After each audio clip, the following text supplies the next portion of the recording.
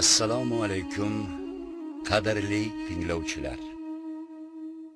Mana necha asrlarkim muborak Ramazon islom olamini munavvar aylamoqda.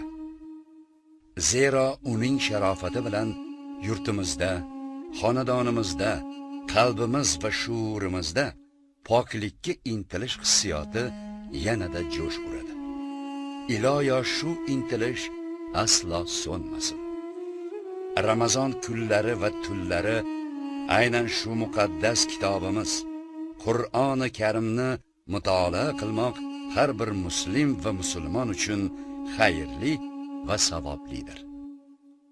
Shu bois ixlosli shinavandalarga yana ham ko'proq qulaylik bo'lsin deb ovozli uslubda taqdim etishga jazb etdik. Bu ishimizni Allohning o'zi bizlarga oson aylasin. Fotiha surasi Makka da nozil qilingan 7 oyatdan iborat. Suraning 10 ga yaqin nomlari bo'lib, ulardan eng mashhuri Fotiha, ya'ni ochuvchi.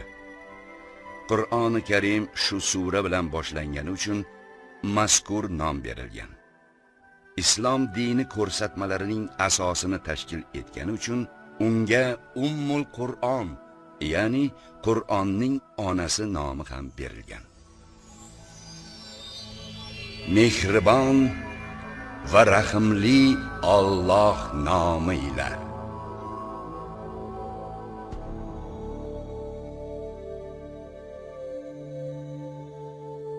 Hamd olamlarning Rabbi Allohga kim, u mehribon, rahimli va jazo va mukofot kunining egasidir.